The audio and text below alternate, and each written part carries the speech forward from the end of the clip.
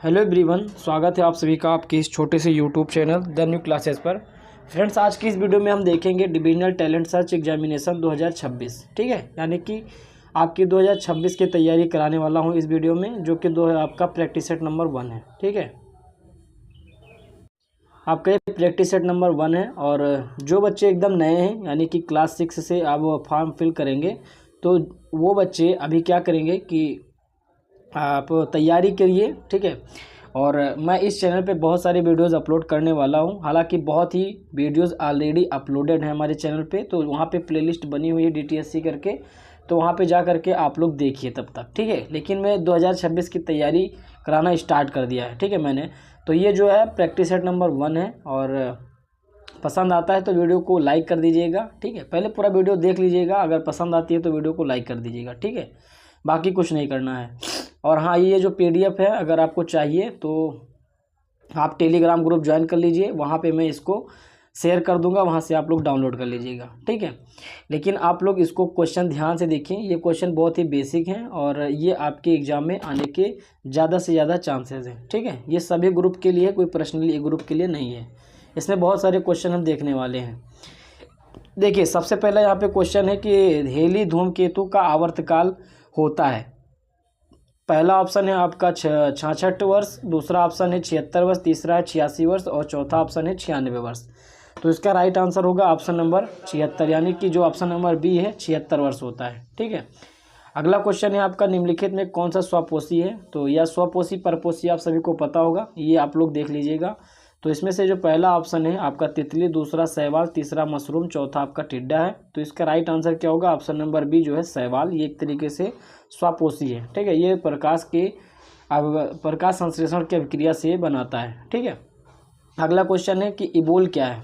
इबोल जो है एक प्रकार का वायरस है, वायरस को हिंदी में कहते हैं विषाणु। ठीक है, तो याद रखिएगा, जो वायरस है इसको हम विषाणु के भी नाम से जानते हैं, और इबोल एक तरीके से विषाणु ही है। ठीक है, नेक्स्ट क्वेश्चन है आपका पेंसिलिन की खोज किसने की थी। तो पेंसिलिन की खोज किसने की थी, ये क्वेश्चन मैंने बहुत ही बार कराया हुआ है, पिछली वीडियो में भी करवाया है, इस बार मैं करवा रहा हूँ। ठीक है, ताकि आप लोगों को याद रहे। तो अलेक्जेंडर फ्लेमिंग जो है, ऑप्शन नंबर सी करेक्ट होगा, यानी कि अलेक्जेंडर फ्लेमिंग ने पेंसिलिन की खोज की थी। ठीक है, नेक्स्ट क्वेश्चन है आपका विषाणु माने जाते हैं, जो विषाणु होते हैं उसे क्या कहा जाता है, यानी कि वो सजीव होते हैं, निर्जीव होते हैं, या सजीव और निर्जीव के बीच एक ट्रांजिशनल ग्रुप होते हैं, या सजीव जो गुणक की शक्ति खो चुके हैं। ठीक है, तो इसका जो राइट आंसर होगा ऑप्शन नंबर सी करेक्ट होगा, यानी कि सजीव और निर्जीव के बीच की एक ट्रांजिशनल ग्रुप है। ठीक है, याद रखिएगा। अगला क्वेश्चन है सर्वप्रथम विषाणु की खोज किसने की थी। तो विषाणु की खोज, ये भी क्वेश्चन रिपीटेड है, यानी कि आपके लिए बहुत ही इंपॉर्टेंट क्वेश्चन है, इसको तैयार कर लीजिएगा। ठीक है,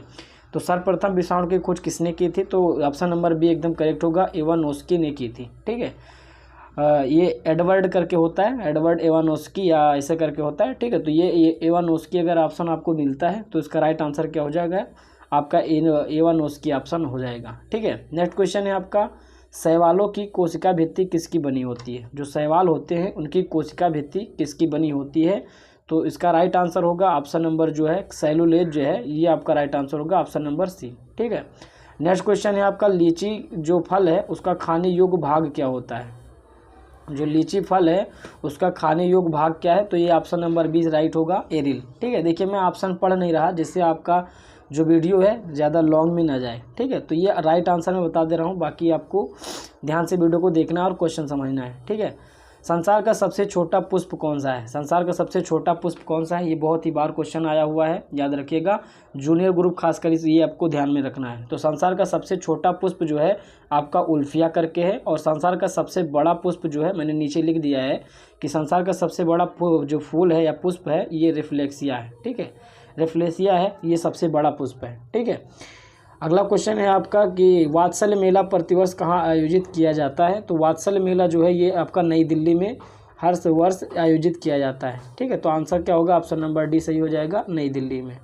नेक्स्ट क्वेश्चन है आपका कितना डिग्री अक्षांश को विषुवत रेखा कहा जाता है, यानी कि कितने डिग्री अक्षांश को विषुवत रेखा कहा जाता है। तो राइट आंसर होगा ऑप्शन नंबर बी, यानी कि 0 डिग्री सेल्सियस को, सॉरी सेल्सियस नहीं है, 0 डिग्री को ही हम विषुवत रेखा कहते हैं। ठीक है, अगला क्वेश्चन है आपका कि निम्नलिखित में कौन सा या कौन भारत में डेल्टा बनाने वाली नदियां हैं? तो जो ऑप्शन नंबर सी है ये करेक्ट है। जो कावेरी नदी है ये भी भारत में डेल्टा बनाती है, और गंगा है ये भी डेल्टा बनाती है, और महानदी जो है ये भी डेल्टा बनाती है। ठीक है, तो ऑप्शन नंबर सी करेक्ट होगा। नेक्स्ट क्वेश्चन है आपका, भारत के पश्चिमी समुद्री तट पर वर्षा किस मानसून से होती है? भारत के पश्चिमी समुद्री तट पर पूछ रखा है। ठीक है, किस मानसून के आने से जो है वर्षा होती है? तो इसका राइट आंसर क्या होगा आपका?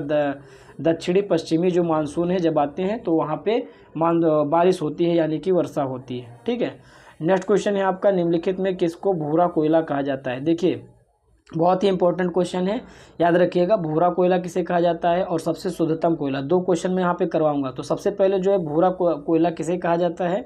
तो पहला ऑप्शन है लिग्नाइट, दूसरा एंथ्रासाइट, तीसरा है बिटुमिनस, चौथा ऑप्शन है कोक। ठीक, तो राइट आंसर क्या होगा? लिग्नाइट। यहाँ पे मैंने आंसर लिख दिया है, तो इसका राइट आंसर क्या होगा? लिग्नाइट। ठीक है, अब यहाँ से एक और क्वेश्चन पूछता है कि सबसे शुद्धतम जो कोयला है ये कौन सा होता है? तो सबसे शुद्धतम जो है ये होता है anthracite. Option number B correct होगा वहाँ पे। ठीक है, अगर भूरा कोयला पूछता है तो ये आपका लिग्नाइट होगा, और अगर सबसे शुद्धतम पूछता है तो एंथ्रासाइट होगा। ठीक है, इसको आप कॉपी पे अपने नोट डाउन कर लीजिएगा। ठीक है, ये क्वेश्चन मैंने करवा दिया है। फिर अगला क्वेश्चन है आपका कि निम्नलिखित में से किस महाद्वीप में एक भी मरुस्थल नहीं है? तो इसका राइट आंसर क्या होगा? ऑप्शन नंबर बी करेक्ट हो, यानी कि जो यूरोप है इसमें कोई भी मरुस्थल नहीं है। बाकी जितने भी आपके यहाँ पे ऑप्शन में दे रखे हैं महाद्वीप, उनमें एक न एक मरुस्थल है। ठीक है, अगला क्वेश्चन है आपका कि प्राथमिक उपभोक्ता का उदाहरण क्या है? ठीक है, प्राथमिक उपभोक्ता, तो सबसे पहले आपको पता होना चाहिए कि प्राथमिक उपभोक्ता किसे कहते हैं। ठीक है, देखिए सब पढ़ने वाली चीज़ें हैं, जो बच्चे पढ़ रहे होंगे चैप्टर को अच्छे से, उनको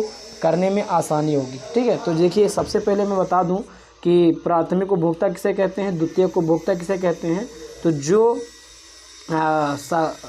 जो शाकाहारी होते हैं, जो भी जंतु शाकाहारी होते हैं, ठीक है, उनको हम प्राथमिक उपभोक्ता कहते हैं, और बाकी जितने भी मांसाहारी होते हैं उनको हम द्वितीयक उपभोक्ता में रखते हैं। ठीक है, तो इसका right answer option number D सही हो जाएगा, मेंढक। ठीक है, यहाँ पे बहुत लोग कंफ्यूज होते हैं, लेकिन पादप जो है कोई भी शाकाहारी खुद बनाता है, खुद खा नहीं लेता। ठीक है, यानी कि ये जो पादप है ये नहीं हो सकता, क्योंकि प्रकाश संश्लेषण की अभिक्रिया से बनता है। ठीक है, अगला क्वेश्चन है आपका यहीं से कि द्वितीयक उपभोक्ता जो है, तो याद रखिएगा जो मांस खाते हैं उनको हम द्वितीयक उपभोक्ता के अंदर रखते हैं। ठीक है, अगला क्वेश्चन है आपका नींद का अध्ययन किसके अंतर्गत किया जाता है? तो नींद का अध्ययन जो है आपका ऑप्शन नंबर डी सही हो जाएगा, हिप्नोलॉजी में किया जाता है। ठीक है, नेक्स्ट क्वेश्चन है आपका चावल का प्राचीन नाम क्या था? ठीक है, यानी कि प्राचीन नाम क्या है अभी भी कह सकते हो। तो चावल का प्राचीन नाम, ये क्वेश्चन मैं आपको एक होमवर्क के तौर पर दे रहा हूँ। जो भी वीडियो देख रहे हैं कमेंट में चावल और उसके आगे उसका, ठीक है, प्राचीन नाम बताइएगा। ठीक है, जैसे आप लोगों ने पढ़ा होगा तत्सम तद्भव हिंदी में, हिंदी व्याकरण में, तो वही ये जब जो चीज़ है, ठीक है, प्राचीन नाम वाला, तो ये तत्सम तद्भव से लिया गया है। ठीक है, तो ये आप लोग पढ़ करके, ढूंढ करके, सर्च करके आप लोग ज़रूर बताइएगा। ठीक है, कमेंट में, मैं इसका कमेंट में आपको लबाब का इंतज़ार कर रहा हूँ कि देखिए कौन कौन बच्चे देख रहे हैं। ठीक है, और आप कहाँ से ये भी बता दीजिएगा। ठीक है, नेक्स्ट क्वेश्चन है आपका कितने डिग्री सेल्सियस अक्षांश को विषुवत रेखा कहा जाता है? ये क्वेश्चन पहले ही करा दिया, यानी कि 0 डिग्री सेल्सियस हो, 0 डिग्री को ही हम विषुवत रेखा कहते हैं। ठीक है, नेक्स्ट क्वेश्चन है आपका कि सुनहरी क्रांति का संबंध किससे है? तो जो सुनहरी क्रांति है ये इसका संबंध किससे है? तो याद रखिएगा सुनहरी क्रांति का जो संबंध है, एक तरीके से यहाँ पे तिलहन उत्पादन 2 हो गया है। ठीक है, तो ये क्वेश्चन गलत हो गया है, इसको थोड़ा सा आप लोग ध्यान नहीं दीजिएगा। अगला क्वेश्चन है आपका कि त्योहारों का नगर, ठीक है, त्योहारों का नगर किस के रूप में किसे जाना जाता है? त्योहारों का नगर के रूप में किसे जाना जाता है? तो आंसर क्या होगा? ऑप्शन नंबर ये सही हो जाएगा, मदुरई को जो है त्योहारों का नगर के रूप में जाना जाता है। ठीक है, नेक्स्ट क्वेश्चन है आपका पश्चिमी रेलवे का मुख्यालय कहाँ स्थित है? पश्चिमी रेलवे का मुख्यालय कहाँ स्थित है? बहुत ही इंपॉर्टेंट क्वेश्चन है, याद रखिएगा। अगला क्वेश्चन है आपका कि इसका जो आंसर है जयपुर होगा। ठीक है, पहला ऑप्शन है जयपुर, दूसरा है आपका इलाहाबाद, तीसरा वाराणसी, चौथा है मुंबई। तो इसका राइट आंसर क्या होगा? जयपुर होगा पश्चिमी रेलवे का मुख्यालय। ठीक है, नेक्स्ट क्वेश्चन है आपका कि रेगिस्तान में उगने वाले पौधे को क्या कहा जाता है? जो भी पौधे रेगिस्तान में उगते हैं उनको क्या कहते हैं? ठीक है, तो पहला ऑप्शन है हाइड्रोफाइट, दूसरा है जीरोफाइट, तीसरा है हेलोफाइट्स, और चौथा ऑप्शन है मीसोफाइट। ठीक है, यानी कि मेसोफाइट। तो इसका राइट आंसर होगा ऑप्शन नंबर बी, यानी कि जीरोफाइट कहते हैं। ठीक है, याद रखिएगा। ठीक है, जीरोफाइट। ठीक है, नेक्स्ट क्वेश्चन है आपका लवणीय मृदा में उगने वाले पौधों को क्या कहते हैं? तो लवणीय मृदा में उगने वाले पौधों को हम कहते हैं हेलोफाइट्स। ठीक है, ऑप्शन नंबर सी करेक्ट होगा। देखिए 2-3 जो अभी क्वेश्चन बताएं यहाँ पे कि रेगिस्तान में उगने वाले और लवणीय मृदा में उगने वाले, तो इन दोनों को ध्यान में रखिएगा। ठीक है, नेक्स्ट क्वेश्चन है आपका अगला है कि निम्नलिखित में कौन सा परितंत्र प्राकृतिक है? ठीक है, पहला ऑप्शन है गेहूं का खेत, दूसरा है आम का बागान, और तीसरा ऑप्शन है घास स्थल, और चौथा ऑप्शन है एक्वेरियम। ठीक है, एक्वेरियम। तो इसका जो मतलब है क्वेश्चन का, कहना ये चाह रहा है कि कौन सा परितंत्र जो है ये प्राकृतिक है, यानी कि नेचुरली तैयार रहता है, इसमें कोई सा इंटरफेयर कोई नहीं करता, ऑटोमेटिकली ये जो है तैयार हो जाता है। ठीक है, तो इसका राइट आंसर क्या होगा? ऑप्शन नंबर सी जो है घास का स्थल जो है ये ऑटोमेटिक तैयार हो जाता है, इसमें कोई ये तरीके से आर्टिफिशियल नहीं होता है, नेचुरली पाया जाता है। ठीक है, अगला क्वेश्चन है आपका लघुत्तम वर्धन काल का जीओम क्या है? ठीक है, लघुत्तम वर्धन काल का जीओम क्या है? तो इसका राइट आंसर क्या होगा? ऑप्शन नंबर डी जो है टुंड्रा। ठीक है, ये राइट आंसर होगा। नेक्स्ट क्वेश्चन है आपके सामने कि प्राकृतिक वनस्पति का सर्वाधिक क्षेत्र कौन सा है? जहाँ पे प्राकृतिक वनस्पति सबसे ज़्यादा पाई जाती हैं तो कौन सा है? तो सुंदर वन मतलब सदाबहार वन है, शंकुधारी वन है, तीसरा ऑप्शन है पतझड़ वन है, चौथा ऑप्शन है टैगा वन है। ठीक है, तो राइट आंसर क्या होगा? पतझड़ वन जो है ये आपका राइट आंसर होगा। नेक्स्ट क्वेश्चन है आपका दक्षिणी अमेरिका का चौड़ा वृक्ष रहित घास का मैदान क्या कहलाता है? ठीक है, दक्षिणी अमेरिका का जो चौड़ा वृक्ष रहित घास का मैदान है उसको हम कहते हैं पम्पास। ठीक है, जो कि ऑप्शन नंबर बी करेक्ट होगा। ठीक है, यहाँ पे ऑप्शन दे रखा है, ऑप्शन नंबर पहला है सेल्वा, दूसरा है पम्पास, तीसरा है आपका पेरी, चौथा ऑप्शन है आपका स्टेपीज। ठीक है, तो राइट आंसर क्या होगा?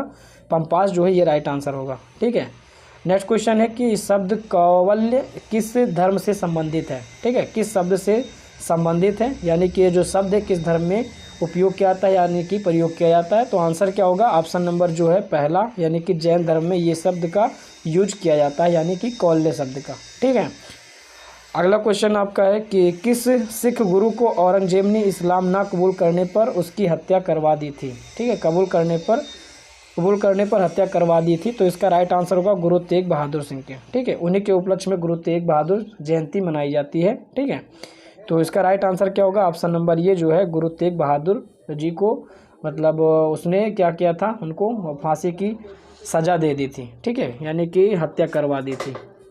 अगला क्वेश्चन है आपका विश्व रेडियो दिवस किस तिथि को मनाया जाता है?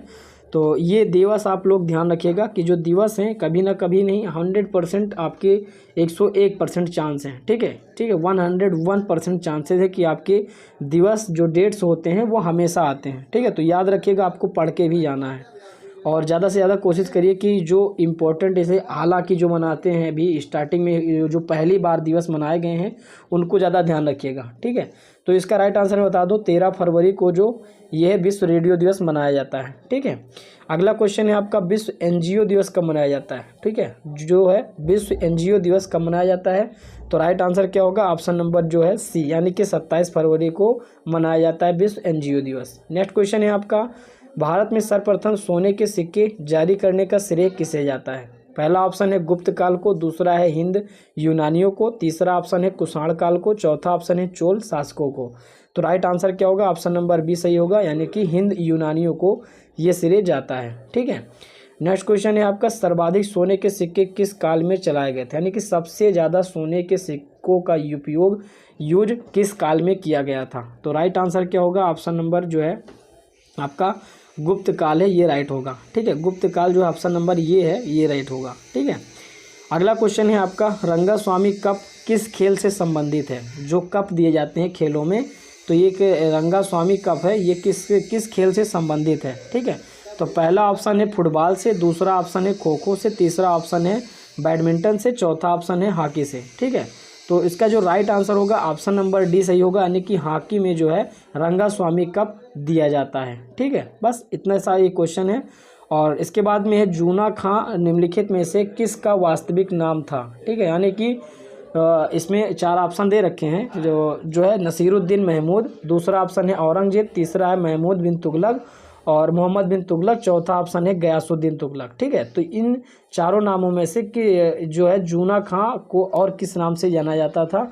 तो राइट आंसर क्या होगा?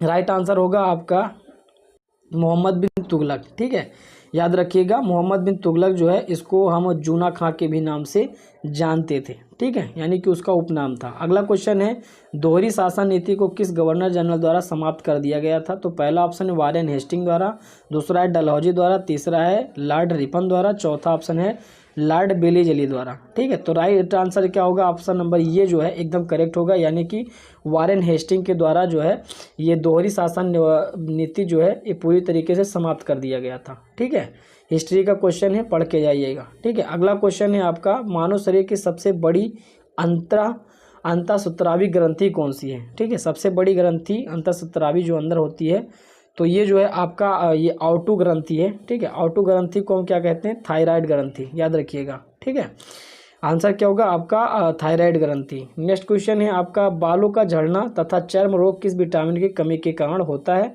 तो पहला ऑप्शन है vitamin B5, vitamin B7, vitamin B12, vitamin B2। ठीक है, तो राइट आंसर क्या होगा? विटामिन B7 की कमी के कारण बालों का झड़ना व चर्म रोग ठीक है स्टार्ट होता है, यानी कि होने लगता है।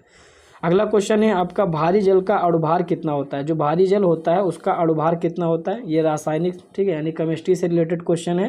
तो इसका जो आंसर है आपका 18 हो जाएगा। ठीक है, H2O करके इसका सूत्र होता है, इसी सूत्र से अणुभार निकलता है, तो आप लोग इसको निकाल लीजिएगा, बहुत ही आसान है। ठीक है, अगला क्वेश्चन है, ये जो आंसर है आपका 18 नंबर, मतलब ये ऑप्शन सही होगा, 18 अणुभार होता है। ठीक है, भारी जल का D2O सॉरी इसका भारी जल का जो सूत्र होता है D2O करके होता है। ठीक है, तो इसका राइट आंसर क्या होगा? ऑप्शन नंबर ये सही होगा, 18। नेक्स्ट क्वेश्चन है आपका, वैसे यहाँ पे 20 दे रखा है, तो सॉरी इसको ध्यान में रखिएगा, इस फार्मूले से निकाल के बताइएगा। ठीक है, हो सकता है इसमें ऑप्शन गलत हो गया हो, तो इस क्वेश्चन को आप भूल जाइएगा। अगला क्वेश्चन है आपका, बेकिंग पाउडर जो है इसके निर्माण में किस अम्ल का उपयोग किया जाता है? तो बेकिंग सोडा जो आप खाते हो उस सोडे को कहते हैं। ठीक है, तो बेकिंग सोडा को जब बनाया जाता है उसमें किस अम्ल का यूज किया जाता है? तो पहला ऑप्शन है ऑक्जेलिक अम्ल, दूसरा है लैक्टिक अम्ल, तीसरा है टार्टरिक अम्ल और चौथा ऑप्शन है बेंजोइक अम्ल। ठीक है, तो याद रखिएगा ऑप्शन नंबर सी करेक्ट होगा, यानी कि टार्टरिक अम्ल। ठीक है, थोड़ा सा ध्यान रखिए, इसमें से मैं और थोड़ा सा क्वेश्चन करवा देता हूँ बेकिंग सोडा से, बेकिंग पाउडर से। तो बेकिंग पाउडर का जो दूसरा नाम है सोडियम बाइकार्बोनेट है। ठीक है, बेकिंग सोडा का दूसरा नाम सोडियम बाइकार्बोनेट है। ये जो है व्यापारिक नाम है और ये जो है आपका रासायनिक नाम है। ठीक है, रासायनिक नाम है, और यहाँ पे जो है ये खाने वाला सोडा तो सबको पता है ये। ठीक है, खाने वाले सोडा को ही हम सोडियम बाइकार्बोनेट भी कहते हैं, और ये इसका जो फार्मूला है थोड़ा सा चेक कर लीजिएगा, NaHCO3 होता है। ठीक है, याद रखिएगा, थोड़ा फार्मूला भी ध्यान रखिएगा, NaHCO3 होता है। ठीक है, अगला क्वेश्चन है, प्रकाश की गति किसके बीच से जाते हुए न्यूनतम होती है? यानी कि प्रकाश की गति सबसे कम किस में होती है? ठीक है, तो पहला ऑप्शन है जल में, दूसरा ऑप्शन है वायु में, तीसरा ऑप्शन है कांच में और चौथा ऑप्शन है निर्वात में। ठीक है, तो राइट क्या होगा? इसका आंसर होगा ऑप्शन नंबर सी, यानी कि कांच में जब प्रकाश जाता है तो उसकी चाल सबसे कम होती है। ठीक है, अगला क्वेश्चन है यहाँ पे, निम्नलिखित में से कौन सा योजना महिलाओं के सशक्तिकरण एवं विकास से संबंधित नहीं है? ठीक है, थोड़ा सा क्वेश्चन पे ध्यान रखिएगा कि बहुत सारे लोग होते हैं कि जो पूरे क्वेश्चन को पढ़ते नहीं हैं, बस मतलब सही आंसर देखते हैं उसी को जा करके टिक कर देते हैं। तो ठीक है, ऐसा आपको नहीं करना है। तो आपको पहले क्या करना है, पहले स्टेप में आपको पूरा क्वेश्चन अच्छे से पढ़ना है, उसमें ज़्यादातर नहीं दे रखा होता है, तो नहीं अगर दे रखा है तो पूरा क्वेश्चन उल्टा हो जाता है। तो ये जो है इसमें पूछ रखा है नहीं है, तो इसका आंसर क्या होगा? ऑप्शन नंबर सी जो है, ये जो कुसुम योजना है यह महिलाओं के सशक्तिकरण से और वह विकास से संबंधित नहीं है। बाकी और जितने भी हैं ये सब महिलाओं के सशक्तिकरण से संबंधित हैं। ठीक है, राइट आंसर होगा कुसुम योजना। नेक्स्ट क्वेश्चन है आपका, भारतीय संविधान के किस अनुच्छेद द्वारा पंचायतों में महिलाओं के लिए आरक्षण की व्यवस्था की गई है? जो पंचायत होती है उसमें महिलाओं के लिए आरक्षण की व्यवस्था किस अनुच्छेद में की गई है? तो ये आपको बताना है। तो पहला ऑप्शन है अनुच्छेद 243 में। ठीक है, 243। ठीक है, तो इसमें ऑप्शन जो है ऑप्शन नंबर डी सही होगा, यानी कि 243D में। ठीक है, ये है। अगला क्वेश्चन है आपका, भारत का 25वां उच्च न्यायालय कौन सा है? ठीक है, पर भारत का 25वां उच्च न्यायालय कौन सा है? तो ये जो राइट आंसर होगा ऑप्शन नंबर जो है ये आपका अमरावती करके। ठीक है, हाँ सॉरी, अमरावती जो उच्च न्यायालय है ये आपका 25वां स्थान पे आता है, जो कि बहुत ही इंपॉर्टेंट है। बहुत ही बार ये क्वेश्चन आ चुका है, और जो मैं क्वेश्चन दे रहा हूँ ये बहुत ही मतलब एक तरीके सेलेक्टेड क्वेश्चन है, ना कि ऐसे कट कॉपी पेस्ट करके दे देता हूँ। ये बहुत ही सेलेक्टेड क्वेश्चन है, बहुत ही सर्च करने के बाद, बहुत से अच्छे से देखने के बाद मैं ये क्वेश्चन आपको करवाता हूँ, ठीक है, ना कि ऐसे करके ऐसे दे देता हूँ। तो ये जो है आपके बहुत ही सेलेक्टेड क्वेश्चन होते हैं जो कि आपके एग्ज़ाम के लिए आने वाले चांसेस ज़्यादा बढ़ाते हैं। नेक्स्ट क्वेश्चन है आपका, भारत के संविधान की 11वीं अनुसूची में कितने विषय हैं, ठीक है। तो ये जो क्वेश्चन है थोड़ा सा यहाँ पे देख लीजिएगा कितने विषय हैं, टाइपिंग में थोड़ा मिस स्पेल्ट हो जाता है तो याद रखिएगा। तो इसका जो आंसर होगा ऑप्शन नंबर जो है सी सही है, देख लीजिए यहाँ पे 29 है, ठीक है। विषय जो है ये 29 है, सॉरी भाषा की मैं बात कर रहा था। तो अगर भाषा बात करें तो ये जो है 22 भाषाओं का उल्लेख किया गया है, लेकिन यहाँ पे विषय पूछ रखा है तो 29 आपका राइट आंसर होगा, ठीक है। नेक्स्ट क्वेश्चन है आपका, विश्व जयप्रकाश, ये पुस्तक है जयप्रकाश तुम लौट आओ, ठीक है, ये किसने लिखी है। तो पहला ऑप्शन है रंजना सिंह, दूसरा है उर्वशी भास्कर, तीसरा है ममता मेहरोत्रा और चौथा ऑप्शन है डी ममता कालिया, ठीक है। तो राइट आंसर क्या होगा, ऑप्शन नंबर सी जो है ममता मेहरोत्रा जो है ये इन्होंने इस किताब को लिखा है, ठीक है। और ये जो किसके जीवन पे यानी कि जीवन दर्शन पे आधारित है, तो ये जो है जयप्रकाश भारती, ठीक है, जयप्रकाश नारायण के जन्म पर मतलब जीवन पर आधारित है, याद रखिएगा, ठीक है। अगला क्वेश्चन है कि निम्नलिखित में किसने मित्र मेला संघ शुरुआत किया था, ठीक है। एक संघ है उसका नाम है मित्र मेला, तो इसका राइट आंसर होगा ये किसने स्टार्ट किया था, किसने शुरू किया था। तो पहला ऑप्शन है ऑप्शन नंबर पहला है श्यामजी कृष्ण वर्मा ने, दूसरा है विनायक दामोदर सावरकर ने, तीसरा ऑप्शन है लाला हरदयाल ने, चौथा ऑप्शन है सोहन सिंह भाकना ने, ठीक है। तो राइट आंसर क्या होगा, ऑप्शन नंबर बी जो है विनायक दामोदर सावरकर ने किया था, ठीक है। अगला क्वेश्चन है क्लोरोफॉर्म को हवा तथा सूर्य के प्रकाश में रखने पर क्या प्राप्त होता है। जब आप क्लोरोफॉर्म को हवा और सूर्य के प्रकाश में रखोगे तो क्या हमको मिलेगा, ठीक है, ये बताना है। तो पहला ऑप्शन है फास्जीन, दूसरा है मस्टर्ड गैस, तीसरा है क्लोरोफिनाल और चौथा ऑप्शन है कोई नहीं, ठीक है। तो इसका राइट आंसर होगा फास्जीन, ठीक है। तो ये थोड़ा साइंस से रिलेटेड क्वेश्चन थे, जीके के रिलेटेड थे, यानी कि हिस्ट्री से भी रिलेटेड क्वेश्चन आए हैं। तो ये जो है आपको अच्छे से तैयार कर लेने हैं, क्योंकि आपके बहुत सारे क्वेश्चंस आते हैं। जूनियर ग्रुप में आपके जो हैं 50 क्वेश्चन आते हैं, और मिडिल ग्रुप और सीनियर ग्रुप में 100 क्वेश्चन आते हैं, ठीक है। तो थोड़ा सा आपको मेहनत करने की ज़रूरत है, अभी से आप लोग तैयारी करिएगा तभी आपका नाम आ पाएगा, ठीक है, वरना बहुत सारे बच्चे आपके फॉर्म फिल करते हैं, ठीक है। तो आप लोग अच्छे से पढ़ते रहिए, और ऐसे करके मैं बहुत सारे क्वेश्चन बहुत सारे प्रैक्टिस सेट करवाऊंगा, हालांकि मैथ का भी करवाऊंगा, ठीक है।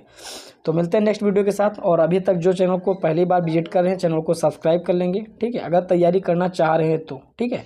मिलते हैं नेक्स्ट वीडियो के साथ, तब तक के लिए ओके बाय बाय।